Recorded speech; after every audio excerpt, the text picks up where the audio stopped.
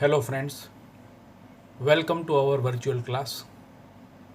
Today's session is about objectives and methods of demand forecasting. Before we discuss about various objectives of demand forecasting, let me clarify what demand forecasting means.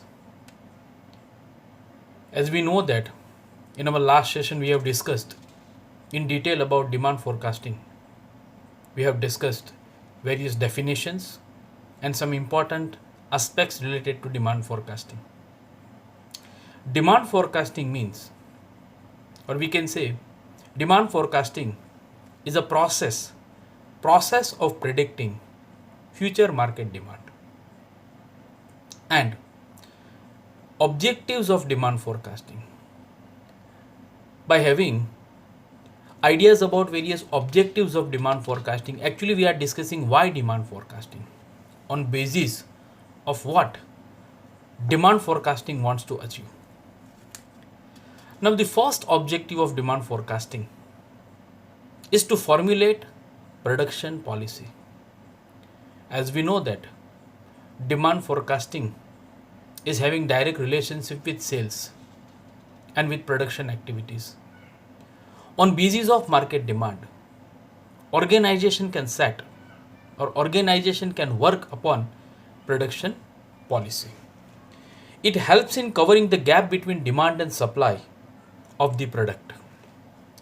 The demand forecasting help in estimating the requirement of raw material in future so that the regular supply of raw material can be maintained. On basis of estimated demand, organization can plan about their production activities. They can manage various activities related to inventory control, raw materials management, or we can say human resource management, capital, finance, and other. Now, the second objective is to formulate price policy. Now, this is one of the important objective of demand forecasting, because price is having again direct relation with the sales. If organization is expect to sell more units in near future, so they can change their pricing policy. If economy is entering into depression, or we can say recessionary pressure, then organization will have to suffer also. So in that case, organization will have to reduce price of their product. So on basis of demand forecasting, on basis of forecasting market situation, organization can change their price policy. Now the next thing is to control sales. The objective is to control sales. Actually we are talking about managing sales and sales related activities. It helps in setting sales target which act as a basis for evaluating sales performance. If organization is expecting sales in future, then organization may set various targets for their sales force. They can allot separate target for the popular territory. So on basis of demand forecasting, organization can set their sales related activities, and even they can manage or they can control the activities related to sell. The next objective is to arrange finance.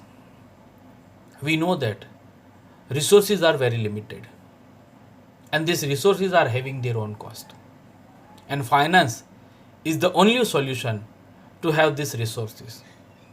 So on basis of demand forecasting, if organization is expect to sell more in near future, they will have to arrange various factors of production, such as acquiring land, recruitment of labor force, management or recruit or sourcing of various capitals, and then organization will have to manage other productive resources.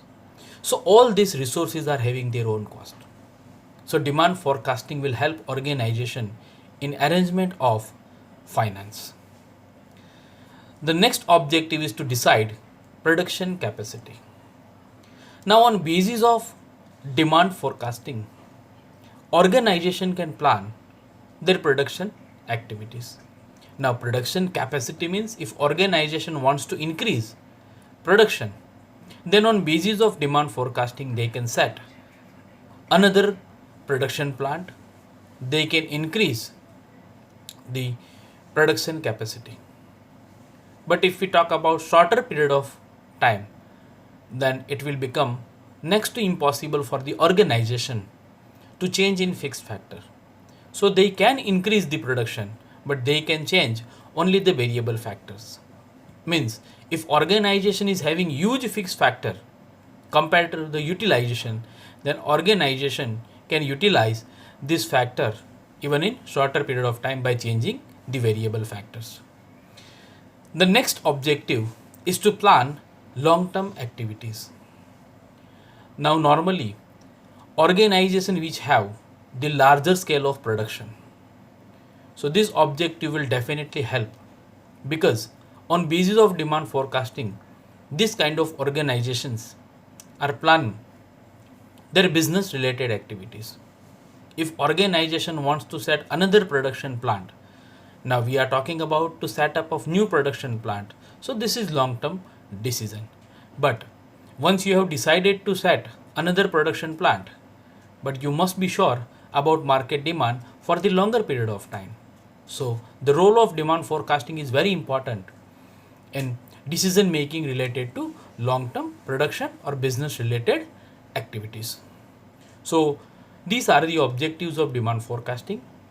Now we are going to discuss various methods of demand forecasting. Now if we talk about various methods of demand forecasting, it is divided into two parts. Opinion polling method, which is also known as survey method, and second one is statistical method. Now opinion polling method again divided into three methods. First method is consumer survey method, second is sales force opinion method, and third is expert opinion method. And statistical method is divided into three methods: trend projection method, regression analysis, and third one is econometric models. Now let's discuss about this method in detail. Now first is consumer survey method. It is the method of opinion polling method. But consumer survey method is divided into three categories: complete enumeration survey, sample survey and taste marketing, and end use method. Now complete enumeration survey. Under the complete enumeration survey, the firm has to go for a door-to-door survey for the forecast period by contacting all the households in area. The method has an advantage of first-hand unbiased information. See, if we talk about complete enumeration survey, this method gives very near result, but this method will take huge time, huge resources. Now, it depends on business organization that how much deeply organization wants to conduct the survey. One of the disadvantage, we can say limitation of this method, is that it requires a lot of resources, manpower, time, and of course huge money. Now the second method under consumer survey method is sample survey and taste marketing.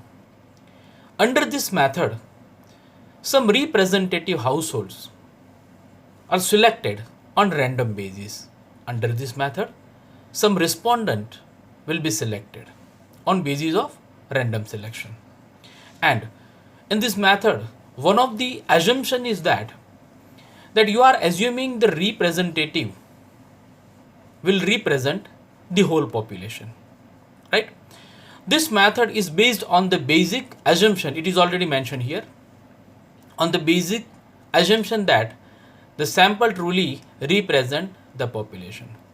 Now if we compare sample survey and taste marketing with complete enumeration survey, so sample survey method is less costly, is less time consuming, because here we are not contacting each and every representative, or we can say respondent. We are just selecting a part of the population, which is known as sample, right?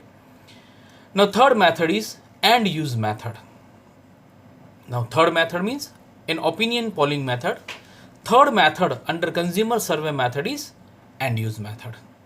In this method, the sale of product under consideration is projected as the basis of demand survey of industries using this product as an intermediate product.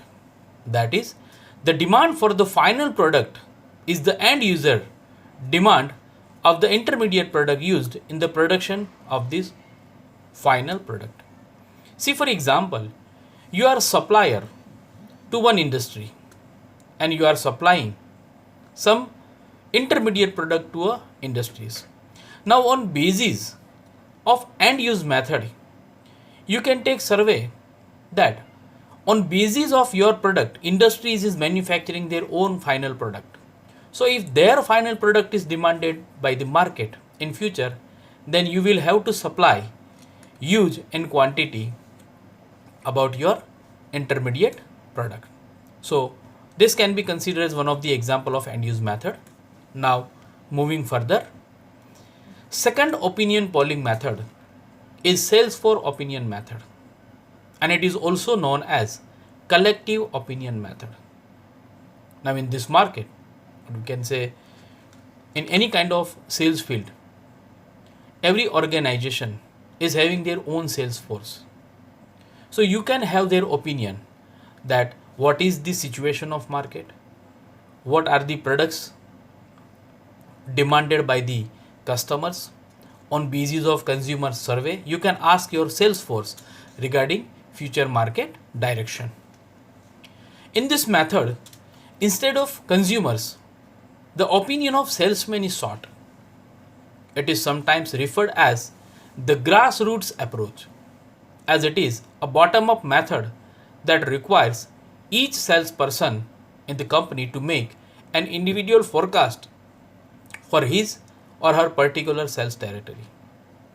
The advantage of this method are it is easy and cheap. It is very easy. Now cheap in terms of cost. It is very easy because your sales force are directly connected with you, so you can easily approach them. They can supply the valuable information regarding your decision in shorter period of time, and that's why this method is very easy and less costly.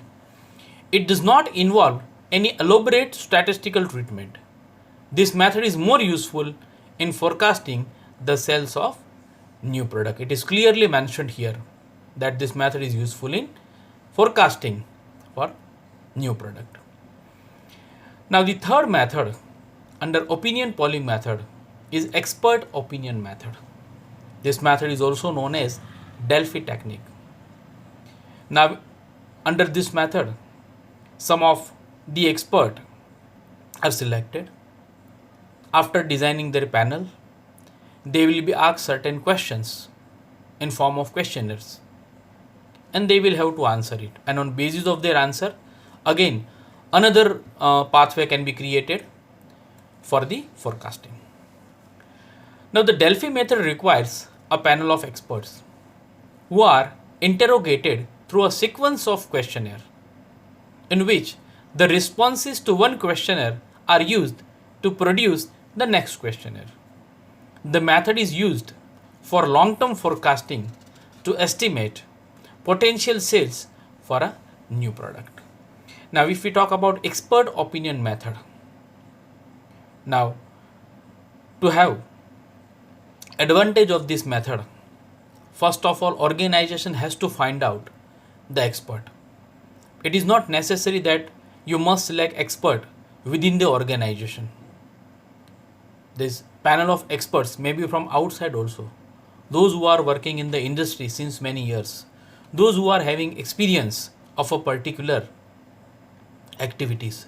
So these can be considered as member of panel. Now, the next is statistical method. As we have discussed, the demand forecasting method is divided into two methods. Opinion polling method, which is known as consumer survey method, and second one is statistical method. Now in statistical method, the first method of statistical method is trend projection method. And again, trend projection method is divided into two sub method, and one of the method is graphical method. This is the most simple technique to determine the trend. Now here we can see the diagram which shows some of the important data. All values of output or sales for different years are plotted on the graph. Now if you see the OX axis, it is clearly mentioned that different years are plotted on a graph. A smooth freehand curve is drawn passing through as many points as possible. The direction of this freehand curve, upward or downward, shows the trend. Now we can easily see through this diagram that the curve shows ups and downs in sales activities, right? Through the different years. The second method of trend projection method is barometric technique. A barometer is an instrument of measuring change. This method is based on the notion that the future can be predicted from certain happening in the present.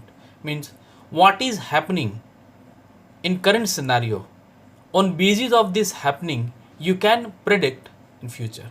See, for example, if government is planning or government has changed the taxation policy, so it may be possible that right now your business is not affected, but sooner or later the impact of decision will be on your business activities. So in other words, barometric technique are based on the ideas that certain events of the present can be used to predict the direction of change in the future. This is accomplished by the use of economic and statistical indicator which serve as the barometer of economic change. Now for example, if we talk about birth rate, we are considering one of the happening present. Say for example, birth rate increase by 2%. So the company which are manufacturing product for youngsters, so they can assume after 14 to 15 years they will have more consumer base for the product. So the happening, or we can say on basis of current situation, company can predict their future. Now the second statistical method is regression analysis. It attempts to assess the relationship between at least two variables.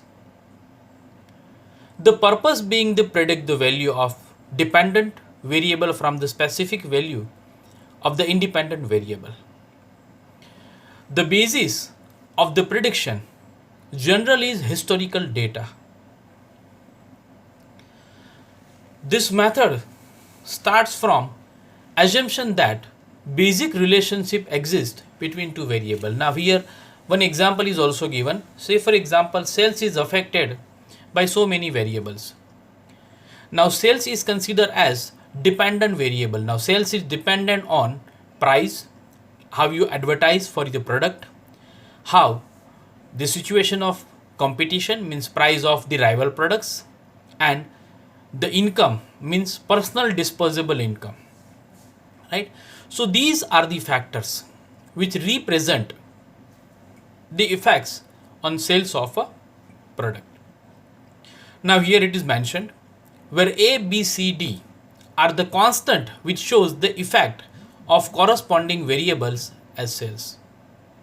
The constant U represent the effect of all variables which have been left out in the equation but having effect on sales. Now in above equation, the quantum of sales is the dependent variable we have already discussed. Sales is totally dependent. Now sales is depend on price, advertising, price of competitors, and income of consumers. So all these variables are having impact on sales. So in regression analysis, you have to consider one or two variable. Minimum you have to consider two variable so that it will be easy for you to forecast about particular product. It doesn't mean price cannot be considered as single variable. You can have advertising and price of rival product along with price. So this is regression analysis. And the last method of statistical method is econometric model. Now econometric models are an extension of regression technique whereby a system of independent regression equation is solved. The requirement for satisfactory use of econometric model in forecasting is under three heads: variable, equation and data. Now one more thing added to this method is data. The appropriate procedure in forecasting by econometric model is model building.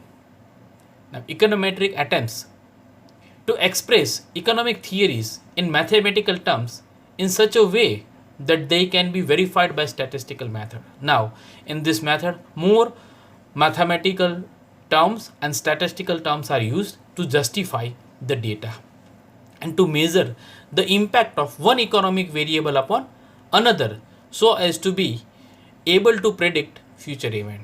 Now when we are measuring elasticity of demand, so we are using some of the statistical terms. So same like that, on basis of variables, the econometric model we use several or separate models which suits the particular survey, or we can say which suits the particular forecasting.